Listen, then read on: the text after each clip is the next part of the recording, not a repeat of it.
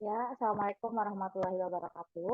Kami dari kelompok 7, mata kuliah Psikologi Pembelajaran, Pendidikan Matematika 2021, eh, angkatan 2021. Nah, sini kami akan membahas mengenai teori Dines. Oke, dimulai dari perkenalan kelompok. Yang pertama ada Aprilia Ambarsari, lalu selanjutnya ada Firdausa Yanwar, dan saya sendiri adalah Afrika Hidayah. Kita mulai dari biografi singkat Zoltan Paul Dines. Nah, beliau ini lahir tanggal 11 September tahun 1916 dan meninggal pada 11 Januari 2014. Nah, Pak Dines ini sendiri merupakan matematikawan dari Hungaria dan mengemukakan pendekatan matematika baru dengan pembelajaran menggunakan games, lagu, dan juga tarian. Nah, selanjutnya untuk definisi dari teori Dines.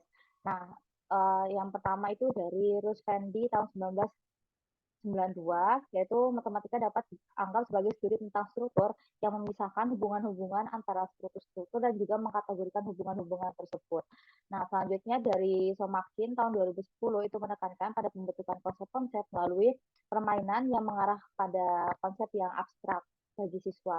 Nah, selanjutnya dari Syarifah tahun 2013 itu adalah tiap-tiap konsep atau prinsip dalam matematika yang disajikan dalam bentuk yang konkret akan dapat dipahami dengan baik.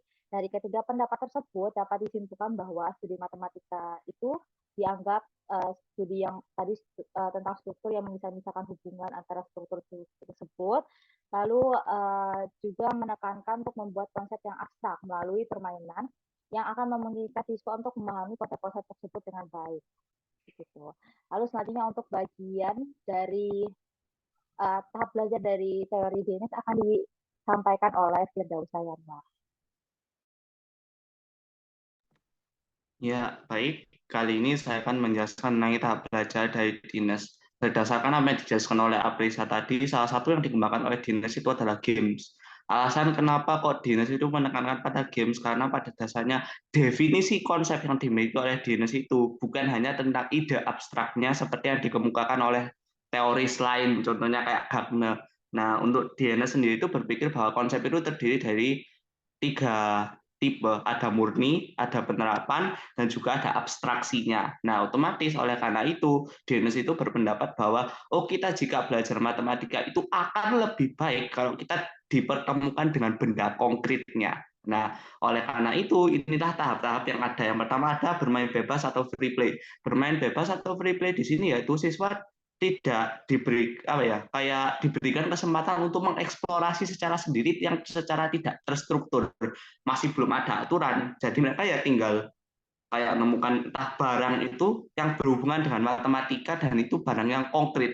Nah, contohnya itu apa? Kalau semisal kita mungkin kayak mencari barang-barang di dekat kita itu yang entah kalau semisal bangun datar, bentuknya mirip kayak bangun datar gitu, tapi mereka itu belum tahu gitu loh, kayak itu tuh hubungannya sama bangun datar bagaimana. Sehingga bagian ini itu cuma sekedar untuk mempersiapkan mental siswa agar mereka itu nanti akan siap untuk meneliti konsep atau memahami konsep yang akan dipelajari. Nah, yang kedua ada permainan atau games. Nah, permainan atau games di sini ini barulah ada aturan. Kenapa kok ada aturan? Karena konsep yang akan dipelajari itu sudah mulai dimasukkan ke tahap ini. Cuma tidak banyak. Sehingga kita ini sebenarnya hanya seperti kayak ngambil garis besar konsep itu terus kita kenalkan pada siswa. Nah, pada permainan games ini ada aturan-aturan yang diperhatikan oleh siswa pada konsep yang akan dipelajari. Misalnya, contoh kalau kita mau mengajarkan bilangan positif sama negatif bilangan bulat, kita bisa membuat permainan yang kayak kalau maju itu melambangkan positif, kalau mundur itu melambangkan negatif. Atau kita bisa membuat lingkaran untuk melambangkan bahwa ada loh bangun datar itu yang bentuknya seperti lingkaran. Nah, ada juga yang kita berjajar lurus itu membentuk sebuah barisan. Nah, yang ketiga ada persamaan penelaahan kesamaan sifat. Di bagian ini murid itu kayak mulai mencari kesamaan dari permainan yang mereka lalui atau alami. Nah, kalau kita ngomongnya gini sebagai guru, guru itu nanti akan membimbing murid untuk menerjemahkan kesamaan yang ada dari permainan yang mereka alami. Contohnya, kalau semisal dari sini nanti kan murid tahu jadi abstraksi dan keteraturan serta kesamaan dari model-model yang ada. Katakan mereka mau kan segitiga. Segitiga itu kan jenisnya banyak. Nah, katakan semisal kita banyak jenis segitiga, terus habis itu ternyata ada segitiga yang terbuat dari kawat, ada segitiganya penggaris, ada segitiganya yang memang segitiga itu entah dari kayak sumpit mungkin. Nah, dari situ kan nanti siswa akan melihat kesamaan. Oh, ternyata dari tiga-tiganya itu ada kesamaan. Sisinya ada berapa? Tiga. Sudutnya ada berapa? Tiga. Nah, dalam bentuk apapun yang namanya segitiga itu adalah sebuah bangun datar yang dimana ia itu terdiri dari tiga sisi dan juga tiga sudut. Dari situlah siswa nanti bisa melihat kesamaannya. Nah, untuk representasi, di bagian representasi ini siswa sudah mulai kayak menggambarkan bagaimana segitiga itu tadi. Menggambarkan di sini maksudnya apa? Tidak kayak kita pakai hal-hal yang abstrak, tapi baru kayak gambar atau verbal. Oh, verbal itu misal gini, segitiga itu adalah sebuah bentuk yang dimana bentuk itu terdiri dari tiga sisi dan tiga sudut. Terus habis itu dia kalau tidak, kalau itu kan verbal, kalau dari gambar kan mungkin bisa digambar, oh segitiga itu gambarnya sih bagaimana sih. Nah, simbolisasi. Simbolisasi itu kalau misal dalam segitiga kita mungkin bisa membuat gambar segitiga kecil. Nah, itu sebagai sebuah simbol segitiga.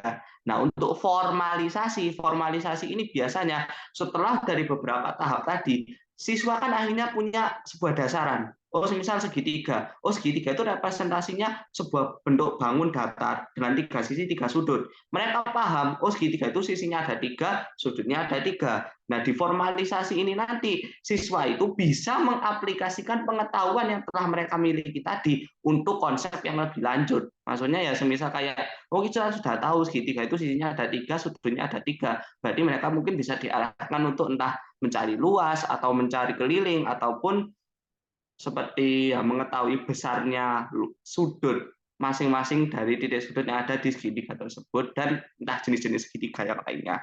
Untuk selanjutnya relevansi akan dijelaskan oleh teman saya Aprilia.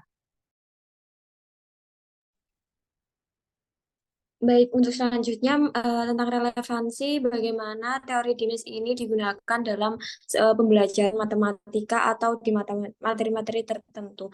Nah, tadi sudah dijelaskan oleh rekan saya dari Aprisa dan juga uh, Yanuar bahwa sebenarnya di teori Dines ini permainan matematika itu penting ya teman-teman karena operasi matematika dalam permainan tersebut juga menunjukkan aturan-aturan secara konkret dan lebih membimbing atau menajamkan pengertian matematika kepada peserta didik seperti itu. Nah, dapat dikatakan bahwa objek-objek yang konkret itu dalam bentuk permainan tadi mempunyai peranan penting dalam pembelajaran matematika juga gitu. Nah, sebenarnya dalam pembelajaran itu di materi-materi matematika semua cocok, tapi tergantung pada penerapannya atau pada pembelajarannya itu mau digunakan seperti apa. Nah, untuk relevansi teori Dines ini dari buku-buku saya atau kami itu menyimpulkan ada 4, yaitu satu pembelajaran yang mengacu pada permainan matematika. Jadi nanti kalau misalkan materi apapun itu kalau misalkan penerapannya mengacu pada permainan matematika seperti permainan Pitagoras tapi pakai puzzle atau untuk menemukan atau menemukan representasi dan lain sebagainya itu termasuk dalam permainan matematika, maka itu juga bisa dikategorikan dalam penerapan teori dinas gitu. Untuk yang kedua ada representasi konsep yang sudah saya singgung di penjelasan pertama. Lalu yang ketiga menggunakan simbol matematika atau melalui rumus secara verbal.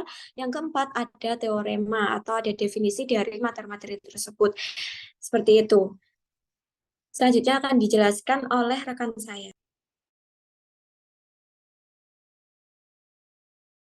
Baik, selanjutnya kita masuk ke penerapan. Nah, kalau misalnya dilihat dari penjelasan tadi ya, dari seluruh penjelasan tadi, kalau kita lihat lagi tuh teori Dines ini tuh seperti mata kuliah PMRI sebelumnya, yaitu membuat ekstur matematika. Nah, di situ bagian yang pertama itu adalah kontekstual, ada masalah kontekstual, lalu dirumuskan model of-nya, lalu model form-nya, dan akhirnya tuh formalisasi bentuk matematikanya. Nah, sama Dines juga sama seperti itu. Nah, di sini untuk penerapannya itu kami menggunakan